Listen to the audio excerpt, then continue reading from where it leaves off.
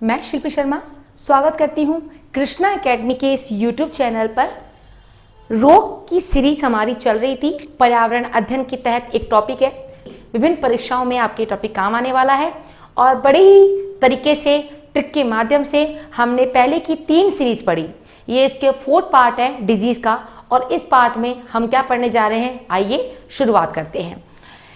जैसा कि आपको पता है, इससे पहले के जो 3 पार्ट्स हैं उसमें हमने पढ़ा था 4 प्रकार के मुख्य तौर पर जो रोग थे, जिसमें हमने पढ़ा था कवक यानी फंगस जनित रोग, दूसरा हमने पढ़ा था प्रोटोजोआ, बैक्टीरिया और वायरस। 4 प्रकार के रोग हमने कंप्लीट कर लिए हैं और आज की जो वीडियो है इसमें हम पढ़ेंगे असंक्रामक रोग यानी नॉन इन्फेक्शंस डिजीज। इसमें क्या है, इसमें भी हमने कुछ पार्ट्स लिए हैं। जैसे पहला पार्ट है प्रदूषण जनित रोग। अच्छा, जैसा कि इसका नाम ही है कि ये जो रोग है ये किसी को छूने से, किसी प्रकार के पास में बैठने से, बातें करने से, एक साथ खाना खाने से, यानी किसी भी प्रकार के संक्रमण से ये रोग नहीं होता है। अगर बात करते हैं कि इस रोग में क्या क्या सिम्टम्स हैं, कौन कौन से रोग इसमें आते हैं, तो हम शुरू करते हैं। सबसे पहला जो रोग है वो रोग है आपका प्रदूषण जनित रोग। अब प्रदूषण जनित जो रोग है, इस रोग में क्या क्या है देखते हैं। पॉल्यूशन बोर्न डिजीज, जिसे पहला रोग है इटाई रोग। यहां से बहुत सारे क्वेश्चन आते हैं। जो हम प्रदूषण जनित रोग पढ़ रहे हैं, ये विभिन्न माध्यमों से कुछ प्रदूषण है जो हम तक पहुंचे। वो प्रदूषण जल भी, पानी भी हो सकता है। वो प्रदूषण हम जो कलर पेंट करते हैं उस पेंट में भी इस प्रकार के तत्व या ये जो तत्व हैं ये मिले हो सकते हैं। किसी भी रूप में इस प्रकार के तत्व जो हम आवश्यकता से अधिक अगर हमारी बॉडी में चले जाते हैं तो इस प्रकार का रोग हो जाता है। तो सबसे पहले अगर हम बात करते हैं तो इस रोग में पहला रोग जो है वो है इटाई रोग। इटाई रोग यह कैडमियम प्रदूषण के कारण होता है। किसी भी वजह से, यानी या तो कैडमियम की जैसे पाइप हो तो कैडमियम की पाइप जो है उसमें अगर ज्यादा कैडमियम की पाइप का लीकेज हो रहा है, कैडमियम की कोई पाइप है, या किसी भी पेंट में अगर कैडमियम की मात्रा है और उसके संपर्क में अगर हम आ जाते हैं तो इस प्रकार हमारे संपर्क में आने से ये रोग हो जाता है। तो यानी मुख्य जो बिंदु है वो आपका हुआ कैडमियम। यानी कैडमियम, अगर कैडमियम की मात्रा ज्यादा हो जाती है किसी भी वजह से, तो इस प्रकार अगर मनुष्य के संपर्क में ये कैडमियम धातु आती है तो ये रोग हो जाता है। इसके लक्षण क्या है?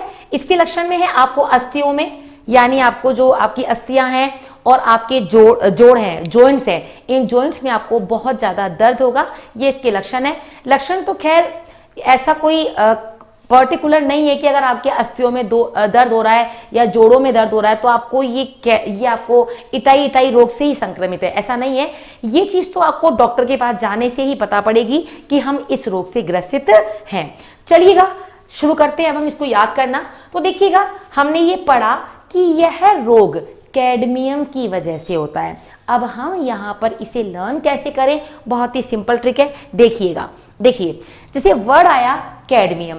अब कैडमियम से आपको लर्न करना है कैडबरी चॉकलेट। भाई कैडमियम से हमने क्या लर्न करा? Cadbury chocolate. एक बच्चा है जिसने पहन रखी है टाई, आपके सामने है, इस लड़के ने पहन रखी है टाई और इसके हाथ में क्या है? इसके हाथ में है कैडबरी चॉकलेट। तो टाई पहना जो लड़का है वो क्या खा रहा है? वो खा रहा है कैडबरी चॉकलेट। तो जब भी कभी ये एग्जाम में आएगा तो आपको लर्न हो जाएगा। छोटे बच्चों को मम्मा जब स्कूल भेजती है टाई पहनाकर तो बच्चा क्या बोलता है? मम्मा मैं स्कूल तभी जाऊंगा, मैं तभी पढ़ाई करूंगा जब आप मुझे कैडबरी चॉकलेट देंगे। तो इटाई जो रोग है वो रोग का जो कारक है या सिम्टम तो खैर हमने पढ़ लिए थे, या जो कारक है किस वजह से वो हमें जो है इस प्रकार के रोग से हम ग्रसित हो जाते हैं, तो उसका कारक है वो है कैडबरी चॉकलेट, जिससे हमने लर्न कर लिया है क्या? कैडमियम धातु। आई थिंक आपको ये ट्रिक समझ में आ गई होगी। लिखा हुआ है, वीडियो को पोस्ट करें और पोस्ट करने के बाद में आप इसे अपनी कॉपी में लिख लें। चलते हैं प्रदूषण जनित रोग में, अन्य रोगों में। देखिएगा नेक्स्ट जो रोग है वो है मिनीमाटा रोग। देखिएगा मिनीमाटा रोग ये पारे की वजह से होता है। पारा जिसे आप मरकरी बोलते हैं, Hg इसका प्रतीक चिन्ह है। तो पारा जो है मरकरी, अगर उसकी मात्रा हमारी बॉडी में किसी वजह से आवश्यकता से अधिक मात्रा में आ जाती है तो हमें ये रोग मिनीमाटा रोग हो जाता है। अब अगर एक बात ध्यान रखिएगा, अगर आपसे ये क्वेश्चन पूछा भी गया है कि सबसे पहले ये जो रोग है ये कैसे पता पड़ा, तो जापान में एक खाड़ी है मिनीमाटा खाड़ी है, वहां पर मछलियों में ये रोग था और जब उन मछलियों का सेवन मनुष्य ने किया, किसी व्यक्ति ने किया, तब जाके ये रोग उनके द्वारा यानी मछलियों के द्वारा मनुष्यों में फैल गया। यानी सबसे पहले मिनीमाटा रोग की शुरुआत जापान से हुई है। वैसे क्या है, जनरली रोग की शुरुआत चाइना से ही होती है, लेकिन अगर ऑप्शन में आ जाए तो ये मिनीमाटा जो रोग है इसकी शुरुआत कहां से हुई है, जापान से। मैं भी आपको समझाती हूं, देखिएगा। बात करते हैं मिनीमाटा रोग शरीर में पारे की अधिक मात्रा से। मैंने कहा था पारा मरकरी, जिस भी वजह से अगर बॉडी में मरकरी चला जाता है तो यह रोग हो जाता है। अच्छा, लक्षण क्या है, जीभ और होठ थोड़े से मोटे हो जाएंगे और धीरे धीरे वो काम करना बंद कर जाएंगे और इसकी रोग से अगर हमने प्रॉपर रूप से ध्यान नहीं दिया तो मनुष्य की मृत्यु भी हो सकती है। मैंने बताया था, जैसा कि आपको नोट करके यहां लिख दिया है ताकि आप नोट डाउन कर लेंगे। इस बीमारी का प्रारंभ सबसे पहले जापान की मिनीमाटा खाड़ी में पाई जाने वाली मछलियों में हुआ था।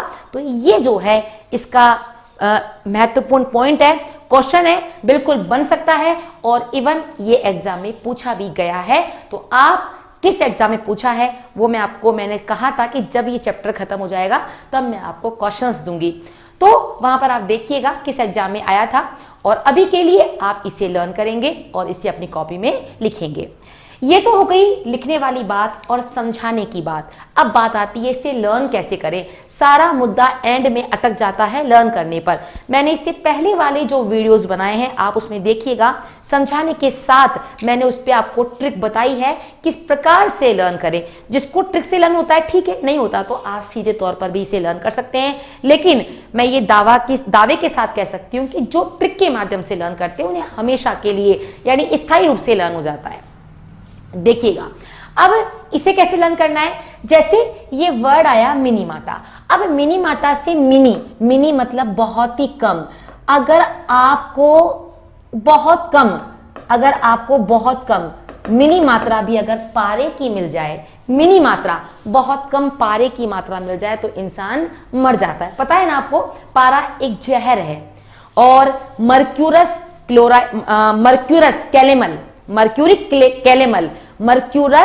कैलेमल ये एक क्या है, ये इसका यौगिक है जो कि बहुत ज्यादा जहरीला होता है। तो ध्यान रखना, इस प्रकार के मरकरी से कई यौगिक बनते हैं जिसका प्रयोग सिंदूर बनाने में भी होता है और प्रकार के चीजों में भी होता है। कुल मिला के बात यह है कि ये बहुत ज्यादा जहरीला है। हम अभी केमिस्ट्री पर चर्चा नहीं कर रहे हैं, लेकिन हाँ मैंने आपको थोड़ा सा बता दिया है यौगिक के बारे में। तो मिनी मात्रा अगर आप थोड़ी सी मात्रा भी अगर आप किसकी ले लोगे, पारे की ले लोगे, जीभ पर रखते ही तो स्वाद ही नहीं बता पाओगे, चल बसेंगे यानी मर जाएंगे। तो मिनी मात्रा किसकी चाहिए थी, मिनी मात्रा मरने के लिए चाहिए पारे की। तो मिनी मात्रा से हमारा हो जाएगा पारा। तो पारे की अधिकता से यह रोग होता है। आई थिंक आपको ये समझ में आ गया होगा।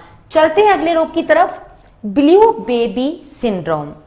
जैसा कि आपने दो रोग पढ़े थे, पहला आपने पढ़ा था, एक तो पढ़ा मिनीमाटा और एक आपने पढ़ा था एक पढ़ा था इटाई या टाई पहनने वाला बच्चा जो है वो क्या खाता है, वो खाता है कैडबरी चॉकलेट। अब इनको पढ़ते हुए हम पहुंच गए हैं हमारी अगली स्लाइड पर, ब्लू बेबी सिंड्रोम। देखिएगा ब्लू बेबी सिंड्रोम जैसा कि इसके नाम में है, इस रोग से ग्रसित व्यक्ति का लक्षण बिल्कुल ही साफ दिखाई दे जाता है।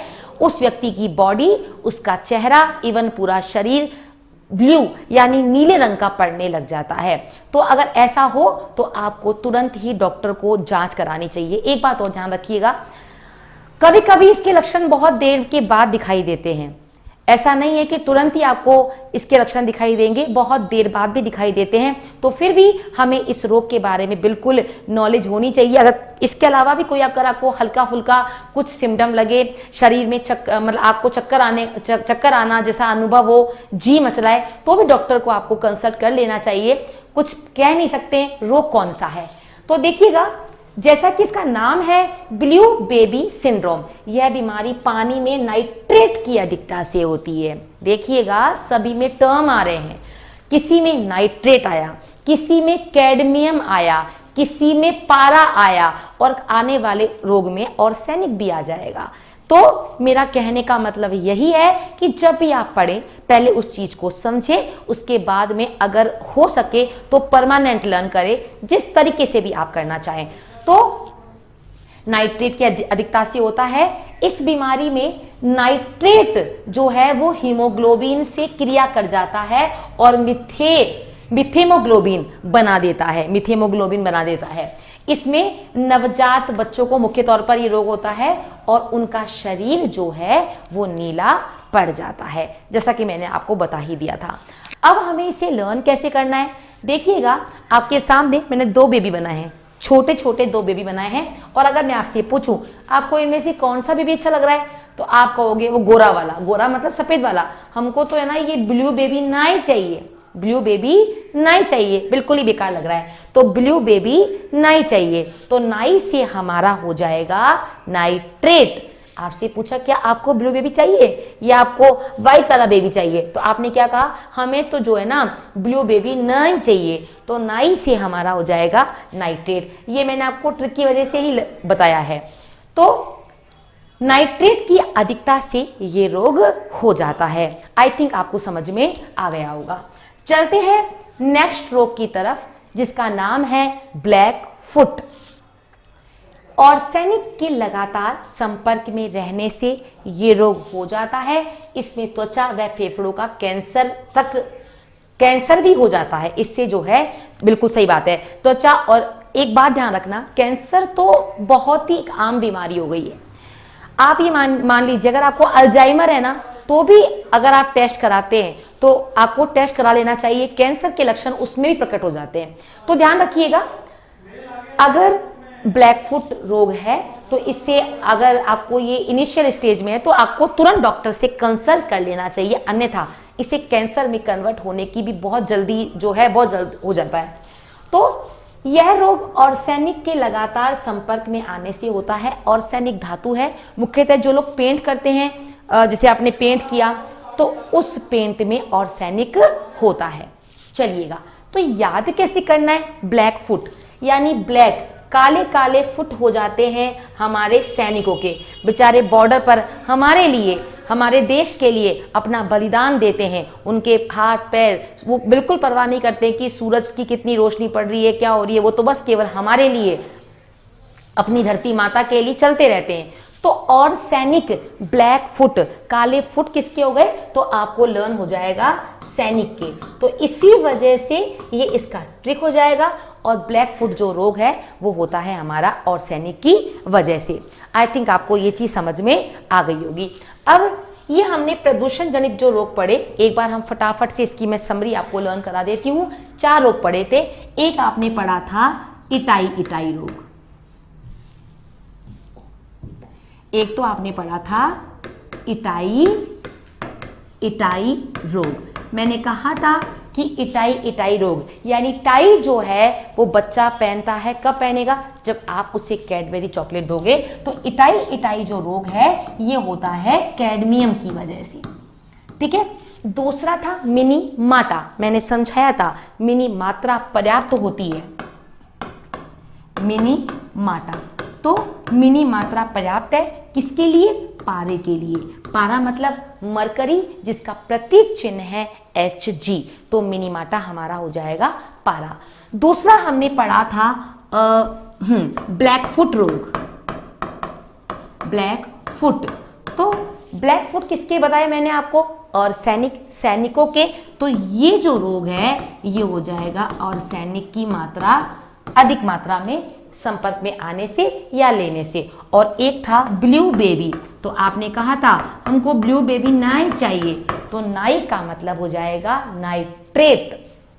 नाई का मतलब हमारा क्या हो जाएगा? नाइट्रेट। तो ये हमने कुछ प्रदूषण जनित रोग पढ़े। चलते हैं अगले रोगों की तरफ, और कौन कौन से रोग हैं जो हमें इस वीडियो श्रृंखला में मिलेंगे। ओके, यहां तो हमारा हो गया है। अब ये जो रोग है, यहां से हम स्टार्ट करते हैं। जोड़ों में दर्द। जोड़ों में दर्द भी संक्रमण रोग नहीं है। अगर मुझे जोड़ों में, हाथ पैरों में, मेरे पैरों में, जॉइंट्स में दर्द हो रहा है, तो अगर आप मेरे से मिलोगे, मेरे साथ बैठोगे, खाना खाओगे, तो ऐसा नहीं है कि मुझे ये रोग है तो आपको भी होगा। कुल मिला के कहने का मतलब ये है, कहने का अर्थ ये है कि यह रोग असंक्रामक रोगों की श्रेणी में आते हैं। अब देखिएगा, जोड़ों में रोग एक नहीं है, 3 प्रकार से रोग होता है। मुख्य तौर पर जब भी कभी आपके घुटनों में दर्द होता है, तो उसका ये कतई मतलब नहीं है कि आपको जो भी अपन ये रोग पढ़ने वाले हैं इसकी वजह से रोग हो।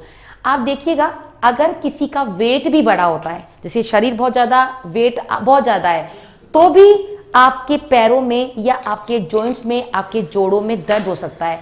कभी भी अगर आप डॉक्टर के पास जाते हैं, कभी आप खुद गए हों या अपनी दादी मम्मी जिसको भी आप लेकर गए हों, तो डॉक्टर सबसे पहला एक ही टर्म बोलता है, आपका वेट कितना है, या अगर पता है तो ठीक है, नहीं तो वहीं पे वो चेक कर लेते हैं। अगर आपका वेट नॉर्मल वेट से ज़्यादा है तो इसका भी कारण हो सकता है, क्योंकि देखिए हमारा पैर जो है वही तो पूरी बॉडी के वेट को रखते हैं लेवल में। तो अगर बॉडी का वेट पूरे पैरों पर पड़ रहा है तो उससे हमारे पैर घुटने झेल रहे हैं, और इस वजह से भी जोड़ों का दर्द हो सकता है।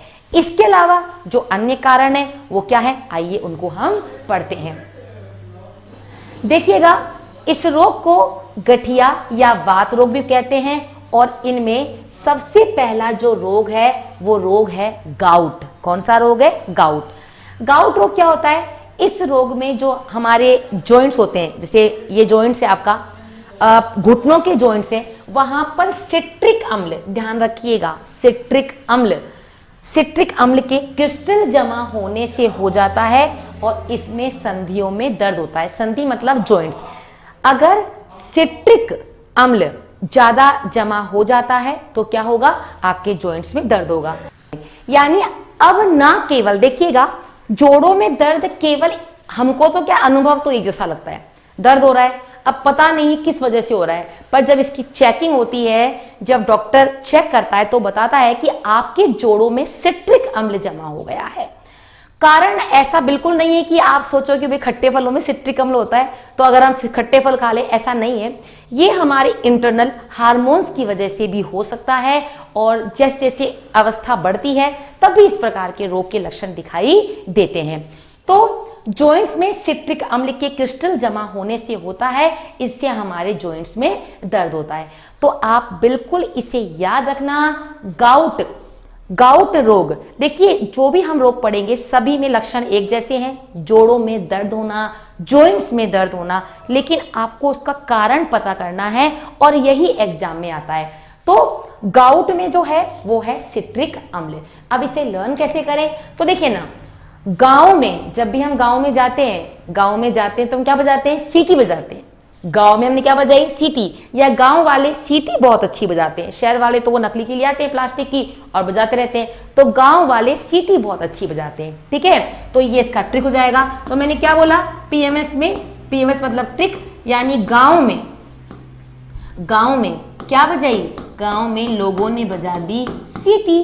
तो गाउट जो रोग है, यानी ये सिट्रिक अम्ल के जमा होने की वजह से होता है। आई थिंक आपको ये बात समझ में आ गई होगी। चलते हैं अगला रोग, जो भी ये रोग भी जोड़ों का ही है, ध्यान रखिएगा। इसको बोलते हैं ऑस्टियोआर्थराइटिस। इस प्रकार के गठिया रोग में जोड़ों के कार्टिलेज, अच्छा कार्टिलेज क्या होता है? कार्टिलेज उपास्थि को बोलते हैं। एक तो होती है अस्थि, एक होती है उपास्थि। आपके टॉपिक में जब आप पर्यावरण अध्ययन पढ़ेंगे तो उसमें एक टॉपिक है कंकाल तंत्र, तो उसमें मैं आपको समझा दूंगी अस्थि उपास्थि में अंतर क्या है। पता है तो ठीक है, नहीं तो मैं समझा दूंगी। अभी फिलहाल के लिए आप टर्म ध्यान रखिएगा। कार्टिलेज को उपास्थि कहते हैं। इसके खराब हो जाने से यानी डैमेज हो जाने से भी होता है। इसमें जोड़ों का लचीलापन खत्म हो जाता है। मुख्य तौर पर यह रोग बुजुर्गों में ही होता है। तो कहते हैं ना भाई कि हमारी बुजुर्ग लोग कहते हैं हमारी तो ग्रीस खत्म हो गई है, वो ग्रीस बोलते हैं, बाकी इसमें असली में जो टर्म है वो यही है कि कार्टिलेज जो है वो खराब हो जाता है। और फिर डॉक्टर जो है मुख्य तौर पर आप एक्सरसाइज करें और जिसे अपना जो दिनचर्या है उससे आप एक जैसी रखें तो इस प्रकार के रोग कम होते हैं। अन्यथा अगर जैसे बैठे हैं खा रहे हैं कभी भी कोई भी दिनचर्या एक जैसी नहीं है तो इस प्रकार के रोग ज़्यादा जो है हमारे शरीर में उत्पन्न हो जाते हैं। तो इसमें आपको कार्टिलेज लर्न करना है। जोड़ों में कार्टिलेज खराब हो गया, मैंने इसको विशेष तौर पर हाईलाइट करके लिखा है। जैसे गाउट में क्या था, सिट्रिक, गांव के लोग सीटी बजाते हैं। अब बात करते हैं ऑस्टियोआर्थराइटिस, तो कार्टिलेज, इसको आपको स्वयं ही याद करना है। बिल्कुल कोई अजीब सी ट्रिक वगैरह इसकी नहीं है, बस आपको इसे स्वयं लर्न करना है। स्मेटाइड अर्थराइटिस, इस रोग में साइनोसिस झिल्ली, एक झिल्ली होती है जिसे हम साइनोसिस या साइनोवियल झिल्ली भी कहते हैं, इसमें सूजन आ जाने से होती है। जैसे एक तो साइनोवियल गुहा होती है, साइनोवियल गुहा वैसे मैं आपको बताऊंगी आगे वाले टर्म में। जैसे जो हमारी हड्डियां होती है उनमें जॉइंट्स होता है तो बीच में एक गुहा होती है, एक ब्लैंक होता है और उसके ऊपर ही एक पारदर्शी झिल्ली होती है। तो अगर उसमें सूजन आ जाती है तो इस वजह से भी ये रोग होता है, चलने फिरने में कठिनाई होती है। ऐसा लगता है कि एक हड्डी पर दूसरी हड्डी चढ़ गई हो। जैसे आपने देखा होगा कभी अगर एक चीज पर दूसरा चीज का लेयर लगा देते हो तो उसके मूवमेंट में जो है थोड़ी सी हार्डनेस आ जाती है, उसी प्रकार का एहसास होता है। अगर इस प्रकार का रोग होता है तो जब आप चलेंगे तो आपको लगेगा कि जैसे मान लीजिए कि आपसे कोई दूसरी चीज उस चीज पर रखी हुई है और आपको वो अटकन दे रही है, वो परेशानी कर रही है। तो ये रोग इस वजह से होता है, यानी साइनोसिल झिल्ली की वजह से, जिसे साइनोवियल झिल्ली भी कहते हैं। तो इस रोग को आप फटाफट नोट डाउन करेंगे। इनमें कोई ऐसा विशेष ट्रिक नहीं था, स्वयं याद करेंगे और अगर कोई ट्रिक आप बना सकते हैं तो अपने लेवल बनाएंगे। चलिए, ये हमारे 2 रोग हो चुके हैं। अब एक रोग है कैंसर, बहुत ज्यादा आपने सुना होगा कैंसर। देखिएगा ऐसा है, कैंसर सब में होता है, सभी में कैंसर है। मिलियंस में कोशिकाएं हमारी बॉडी में रोज कैंसर बनाती है। आपको ये बात जानकर बिल्कुल आश्चर्य होगा। आप रियल में पूछिएगा, किसी डॉक्टर से कंसल्ट कीजिएगा, कोई जो कैंसर का स्पेशलिस्ट है वो बताएगा आपको कि कैंसर जो है वो इवन उसकी कोशिकाएं इवन हमारी बॉडी में रोज बनती है, मिलियंस में बनती है। लेकिन हमारी बॉडी में कुछ ऐसी कोशिकाएं भी होती जो उसको डैमेज कर देती है। तो इसीलिए किसी किसी में ये रोग जो है बहुत ज़्यादा उजागर हो जाता है और बाकी जो लोग हैं उनको ये जो उनकी ऐसी बॉडी का स्ट्रक्चर, उनका इंटरनल जो सिस्टम होता है वो इतना पावरफुल होता है कि कैंसर रोग को होने ही नहीं देता है। एनीवे, अभी हम पढ़ते हैं किस वजह से जो है ये रोग होता है। अनियमित कोशिकाओं के गुच्छे, यानी अगर कोशिकाएं गुच्छों में बट गए हों, अनियमित वृद्धि हो रही है, एक के बाद एक, जैसे देखा होगा ना गांठ होती है, एक के बाद एक गांठ, एक गांठ, एक गांठ, और पूरी बॉडी में, पूरे शरीर के अंग में, इवन हमारे ब्लड में भी ये पहुंच जाते हैं। तो इस प्रकार के रोग को हम बोलते हैं कैंसर। कैंसर मुख्य तौर पर उन कोशिकाओं में ही होता है जिसमें कोशिका विभाजन की क्षमता होती है। सीधी सी बात है, ऐसी कोशिकाएं जिनमें, जैसे आपकी आईज है, आईज में कोशिका विभाजन नहीं होता है, कॉर्निया है, नहीं होता है, इसलिए कहते हैं ना कि आंख की लगी हुई चोट ठीक नहीं होती है। तो ऐसे स्थानों पर जहां पर कोशिका विभाजन की क्षमता होती है वहीं पर ही ये रोग मुख्य तौर पर होता है। जिन अंगों में कोशिका विभाजन की क्षमता नहीं होती है वहां पर ये रोग नहीं होता है। अगर एग्जाम्पल की बात करें, जैसे लिवर हो गया, मस्तिष्क हो गया, यहाँ पर सामान्यतः, हम ये नहीं कहते हैं होता ही नहीं है, सामान्यतः बहुत ही कम होता है अदर जो है शरीर के अंगों की अपेक्षा। समझ में आ गया होगा आपने। अच्छा, आंखों की बात कभी सुना है आपने, कॉर्निया में जो है कैंसर हुआ? नहीं होगा। क्यों? हमारे कॉर्निया में अगर जैसे इस पे कोशिका विभाजन की क्षमता होती नहीं है, चोट भी लग जाए तो जल्दी से ठीक नहीं होती। डॉक्टर कहता है कि अपनी आंखों को बचाकर रखे, बहुत ही नाजुक पार्ट होती है। और क्या बात है, अच्छा एक वर्ड आया, ये है नियोप्लाज्म। ओके, ये नियोप्लाज्म टर्म है, आपसे पूछा गया कुछ टर्म है कैंसर में, नियोप्लाज्म क्या होता है? अनियंत्रित और अनियमित विभाजन के चलते ट्यूमर की उत्पत्ति हो जाती है, उसे हम ट्यूमर कहते हैं। विभिन्न प्रकार के ट्यूमर्स, गांठ जिसे हम कह देते हैं, ये ट्यूमर बढ़ जाते हैं और इसे हम साइंस की लैंग्वेज में क्या बोल देते हैं, नियोप्लाज्म। ट्यूमर दो प्रकार का होता है, एक तो है सुदम ट्यूमर, ठीक है ना, और दूसरा है दुर्दम ट्यूमर। सुदम ट्यूमर क्या होता है, देखिएगा, इसकी वृद्धि धीरे धीरे होती है। सुदम जो ट्यूमर है इसकी वृद्धि धीरे धीरे होती है और ये एक ही स्थान पर रहता है, जैसे कोई गांठ हो गई। अब आपने भी देखा होगा कभी कभी बहुत सारे लोगों के शरीर में गांठ होती है और वो गांठ एक ही स्थान पर रहती है, उसकी वृद्धि नहीं होती है, तो ये कैंसर नहीं होता है। हर एक गांठ कैंसर नहीं होती है, तो इससे भी हम ट्यूमर ही कहते हैं। डॉक्टर कहता है आपको ट्यूमर हुआ है, तो लोग उसको बड़ा सा उसको हवा बना लेते हैं, पता नहीं क्या हो गया है। भाई ट्यूमर है जो है, स्टार्टिंग है, आपकी एक गांठ हुई है, उसमें कोई वृद्धि नहीं हो रही है, कोई इफेक्ट नहीं हो रहा है, आप चाहें तो उसको निकलवा ले, नहीं तो रखे रहने दीजिएगा। तो वो तो होता है आपका फर्स्ट स्टेज जो है, फर्स्ट स्टेज क्या सुदम ट्यूमर कहते हैं। इसकी वृद्धि धीरे धीरे होती है किंतु आकार में बड़ा भी हो सकता है। इसकी प्रमुख विशेषता ये होती है, यह जहां होता है वहीं रहता है। लेकिन फिर भी अगर आपके शरीर के किसी भी अंग में कोई गांठ हो तो आपको एक बार उसे चेक करवा लेनी चाहिए, कहीं वो जो है कैंसर तो नहीं है। दूसरा जो ट्यूमर है वो है दुर्दम ट्यूमर। यह ट्यूमर शुरुआत में गांठ के समान होता है, एक गांठ होती है और फिर धीरे धीरे धीरे धीरे यह फैलती जाती है, यह फैलती जाती है। मुख्य तौर पर ये जो रोग है 30 से 35 साल की अवस्था में प्रारंभ हो जाता है और 50 वर्ष की एज के बाद जो है वो व्यक्ति मर जाता है, इतनी उनकी मियाद होती है, फिर वो मर जाता है। देखिए गोभी के फूल का जैसा होता है दुर्दम। अगर आपसे पूछे कैसी गांठ होती है, गोभी के फूल देखा होगा आपने, एक फूल, उसके बाद में दूसरा फूल, तीसरा फूल, यानी आप देखोगे तो आपको ऐसा स्ट्रक्चर मिलेगा। तो ये होता है हमारा दुर्दम और इस अवस्था को मेटास्टेसिस कहते हैं। ये सबसे इंपॉर्टेंट है, इससे आप बिल्कुल लर्न कर लीजिएगा। मैं ट्रिक बता देती हूँ, देखिएगा, अगर आपको मैंने आपको बोला, अगर किसी को दुर्दम ट्यूमर हो जाता है, अगर किसी को दुर्दम ट्यूमर हो जाता है तो उस स्टेज को कहते हैं मेटास्टेसिस। तो क्या कहना है, कैसे लर्न करना है कि भाई अब तो उसको ये जो है ना सेकंड वाला यानी दुर्दम ट्यूमर हो गया है, अब तो वो मिट के ही जाएगा, अब तो उसका खात्मा हो जाएगा, वो मिट जाएगा, मर जाएगा, तो मेटास्टेसिस। ओके, उसका स्टेटस जो है वो खत्म हो जाएगा, वो मिट जाएगा, जैसा भी चाहे लर्न करें, बिल्कुल इसके साउंड में आ रहा है मेटास्टेसिस। अब है कैंसर के कुछ प्रकार हैं, कैसे कैसे कैंसर होते हैं, और भी बहुत सारे प्रकार है, पर यहां पर हम मुख्य तौर पर लेकर आए हैं, बाकी आप क्वेश्चनों में देखिएगा। जैसे कार्सिनोमास है, सार्कोमास है, ल्यूकोमियस है, लिम्फोमास है। मैं आपको एक काम करना है, मैं इसके बारे में आपको ज्यादा नहीं बताऊंगी क्योंकि आप भी करेंगे।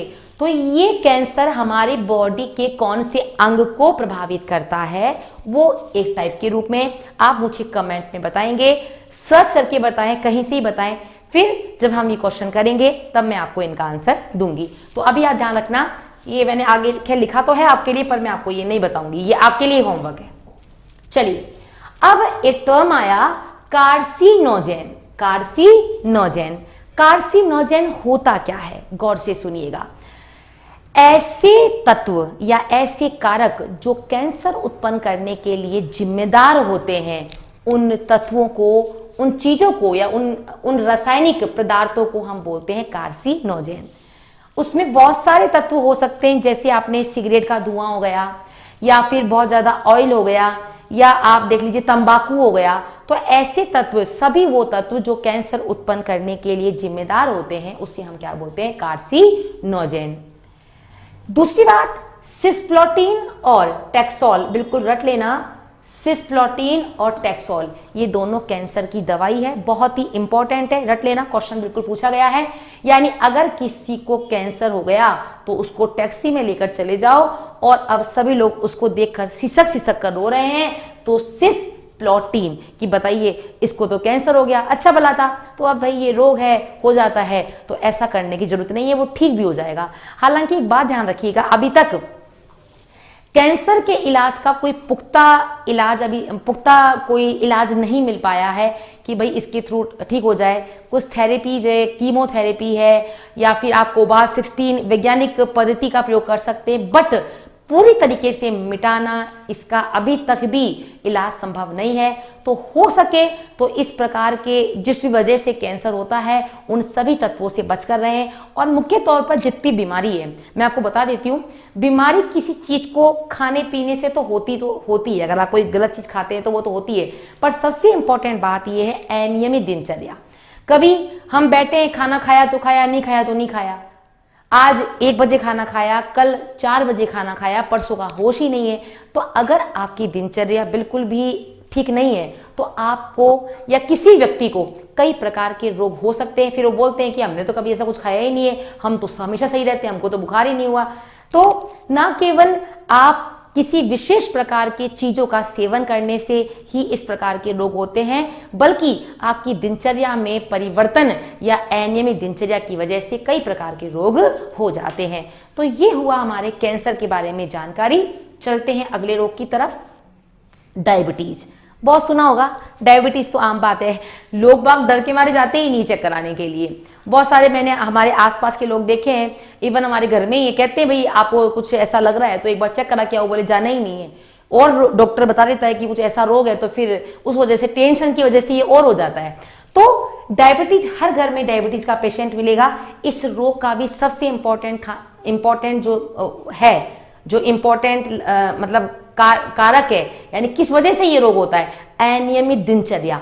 आप खाना, सबसे बड़ी बात है, आप जिस टाइम पर खाना खाते हो, अगर आपने आज 8 बजे खाना खाया है ना शाम को, तो कल भी आप 8 बजे खाएं, ठीक है ना।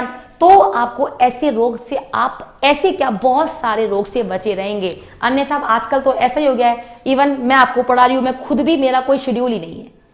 मेरा क्या, आप सबको देखिए, जो भी लोग हैं, बहुत कम ऐसे लोग होते हैं जो अपना एक शेड्यूल बनाकर रखते हैं। शेड्यूल होता ही नहीं है, हो ही नहीं पाता है। लेकिन कोशिश करें, मैं भी करती हूँ यही कोशिश कि अपना एक शेड्यूल बनाएं कि उस टाइम पर ही खाना खाएं, एक्सरसाइज हो, सब कुछ हो। लेकिन ठीक है, अब जो भी है, अभी तो हम पढ़ लेते। तो डायबिटीज जो है, डायबिटीज रोग में अग्नाशय की कोशिकाएं इंसुलिन हार्मोन बनाना बंद कर देती है। सबसे पहले आप ध्यान रखना, अग्नाशय पैनक्रियास और एक होता है अमाशय स्टोमक, पेट। तो ऑप्शन में दोनों आता है, इंसुलिन कौन सी कोशिकाएं बनाती है, तो अग्नाशय भी आएगा, अमाशय भी आएगा। जिसको आता है ठीक है, जिसको लर्न नहीं होता है तो सोचते हैं हाँ यार टर्म तो पढ़ा था, पता नहीं अमाशय था या अग्नाशय था। तो याद कैसे करना है, जिसको भी मधुमेह रोग होता है उसके पेट में जलन होती है, उसको जलन जैसा अनुभव होता है, जैसे अग्नि लग रही हो, तो अग्नि यानी अग्नाशय और इंसुलिन की वजह से ऐसा कार्य होता है। तो अग्नाशय की कोशिका इंसुलिन बनाना बंद कर देती है। अब देखो इंसुलिन क्या करता है, इंसुलिन हमारे ब्लड, हमारी बॉडी, हमारे भोजन में से जो शर्करा है उसका उपापचय करता है। अब आप सोचिए, जब इंसुलिन ही नहीं बनेगा तो उपापचय क्या होगा। अच्छा, इसे आप ऐसे भी समझ सकते हो, जैसे हमारा घर है, अब हमारे घर में छिपकलियां हैं। अब छिपकलियां क्या कर रही है, वो दूसरे कीड़े मकोड़ों को खा रही है। तो इससे क्या हो रहा है, एक तरीके से कुछ छिपकलियों की वजह से कीड़े मकोड़े कम हो रहे हैं ना। तो यहाँ पर छिपकली क्या है, यहाँ पर छिपकली है इंसुलिन, और जो हम खाना खाते हैं जो शर्करा है वो क्या है, कीड़े मकोड़े। अब अगर छिपकली यानी इंसुलिन, कीड़े मकोड़े यानी अग्नाशय यानी इंसुलिन अगर शर्करा को नहीं खाएगा, नहीं जो कंडक्ट करेगा, तो क्या होगा, हमारी बॉडी में बहुत ज्यादा शर्करा यानी ग्लूकोज की मात्रा बढ़ जाएगी और फिर क्या है, मधुमेह हो जाएगा। तो ये इसकी टर्म है। अब अंतर्राष्ट्रीय डायबिटीज आयोग 1997 में डायबिटीज को भी 2 पार्ट में बांटा है, डायबिटीज फर्स्ट और डायबिटीज सेकंड। डायबिटीज सेकंड के रोगी भारत में बहुत ज्यादा हैं, ध्यान रखिएगा। इनमें अंतर क्या है देखिएगा। डायबिटीज फर्स्ट की बात कर लेते हैं, इसे हम बोलते हैं इंसुलिन डिपेंडेंट, यानी इसमें आप इंसुलिन पर डिपेंड हो। कैसे डिपेंड हो, आपने देखा होगा कई जन्मते बच्चों को ही जो है डायबिटीज हो जाता है। क्या होता है कि उनकी बॉडी में जो इंसुलिन की जो कोशिकाएं हैं वो बनती ही नहीं है, इंसुलिन बनता ही नहीं है पैनक्रियाज में। अब इंसुलिन बन ही नहीं रहा है, तो अब वो खाना खाएंगे तो आप देखिएगा वो शर्करा जाएगी कहां, कौन उसका उपापचय करेगा। तो क्या होता है, ऐसे व्यक्ति को या किसी भी जो भी जिसको भी ये हुआ है उसको जिंदा रहने के लिए इंसुलिन के इंजेक्शन लगवाने पड़ते हैं। पहले वो इंजेक्शन लगवाएंगे, उसके बाद में फिर वो खाना खाएंगे। यानी ये तो जो है परमानेंट है, बहुत ही कम लोगों में ऐसा होता है, पर मैंने ऐसे पेशेंट देखे। एक बच्ची थी, बहुत ही छोटी उम्र में थी, मेरे साथ में उसने पढ़ी हुई है, और मेरे साथ में नहीं, मेरे से पड़ी हुई है वो बच्ची, तो बहुत छोटी थी। वो एक दिन कह रही थी कि मैडम मेरे को जो है मैं इंसुलिन के इंजेक्शन लगाने के बाद ही खाना खाती हूँ। तो मैंने कहा बहुत ही कम उम्र है। तो उसने कहा कि जब मेरा जन्म हुआ था तब से ही है, और अब चल रहा है गाड़ी धक्का दे दे के। आई होप वो ठीक रहे जहां भी है। तो ठीक है, इसमें पैनक्रियाज में इंसुलिन नहीं बनता है, और इसी कारण रोगी को इंसुलिन के टीके लेने की आवश्यकता पड़ती है। बहुत ही कम ऐसा रोग होता है, लेकिन जिनको भी होता है उनको बहुत ज्यादा परेशानी उठानी पड़ती है। टाइप 2 जो है उसका नाम है नॉन इंसुलिन डिपेंडेंट। आप इस पर डिपेंडेंट नहीं हो। इसमें क्या होता है, मुख्य तौर पर 40 वर्ष से अधिक उम्र के व्यक्तियों में ये रोग होता है। भारत में 90 से 98% जो लोग हैं वो टाइप 2 के ही शिकार हैं। तो इसको आप ध्यान रखना। इसमें क्या होता है, मैंने बताया था कि इसमें आप डिपेंड नहीं हो। इसमें जो इंसुलिन की मात्रा है वो कम ज्यादा होती रहती है, कभी ज्यादा होती है, कभी कम होती है। अच्छा, इंसुलिन का आविष्कार किसने किया था? एक टर्म आया बैटिंग और बेस्ट ने। लर्न कैसे करना है आपको पता है। जब भी डायबिटीज के रोगी होते हैं उन्हें डॉक्टर यही बोलता है कि आप रनिंग करें, आप चलें। आप जितना चलेंगे, जितना आपकी बॉडी का मूवमेंट करेंगे, उतना ही ज्यादा जो है आप स्वस्थ रहेंगे। तो इसके लिए बैटिंग करना ही बेस्ट है। क्या कहा डॉक्टर ने? आप बैटिंग कीजिए, खूब क्रिकेट खेलिए, बैटिंग करना ही बेस्ट है। तो ऐसा कहा है, यानी बैटिंग ही बेस्ट है। तो ये इंसुलिन का आविष्कार किया था 1921 इन दोनों वैज्ञानिकों ने। लास्ट रक्त शर्करा 130 मिलीग्राम पर डेकालीटर तथा खाना खाने के बाद 200 मिलीग्राम पर डेकालीटर से अधिक हो जाती है तो ये डायबिटीज का ही कारक बन जाती है। डायबिटीज 2 प्रकार के होते हैं, एक तो होता है हाइपर ग्लाइसीमिया और दूसरा होता है हाइपोग्लाइसीमिया। हाइपर में जैसा कि नाम है, ज्यादा मात्रा में अगर इंसुलिन बन जाता है तो ये तो हाइपरग्लाइसीमिया कहते हैं, और हाइपो अगर मात्रा कम होती है तो उसे बोलते हैं हाइपोग्लाइसीमिया। तो इस प्रकार हमने कुछ रोग पढ़े, असंक्रामित रोग। आगे कुछ एक पार्ट में मैं वीडियो आपको और करा दूंगी, थोड़े से रोग और कुछ भी है इसमें, जैसे कुछ मनोरोग भी है, दिमागी रोग है, साथ में विभिन्न प्रकार के पोषक तत्व वाले रोग भी हैं। पोषक तत्व कमी से भी कुछ रोग हो जाते हैं। तो इसका एक वीडियो और रहेगा आपके लिए। उसके बाद में आई थिंक जो है रोग का जितना मैंने आपको बताया वो आपके एग्जाम के लिए पर्याप्त होगा। और इसके बाद में फिर हम सीधे क्वेश्चनों पर आएंगे, और उन क्वेश्चनों के थ्रू फिर हम जो है कुछ भी अगर आपको एक्स्ट्रा चीजें पता पड़ती है, बहुत सारी एक्स्ट्रा चीजें, एक्स्ट्रा क्वेश्चंस आपको जो है क्वेश्चनों के थ्रू पता पड़ेंगे, उसमें आप अपडेट हो जाइएगा। तो प्लीज पढ़ते रहिए, नोट्स को बनाइए। ये अच्छे से लिखने का बस कारण यही है कि आप जैसे मैंने यहाँ लिखा है वैसे तरीके से आप नोट्स बनाएं और ट्रिक के माध्यम से इसे लर्न करें। मिलते हैं अगली क्लास में, तब तक के लिए बाय।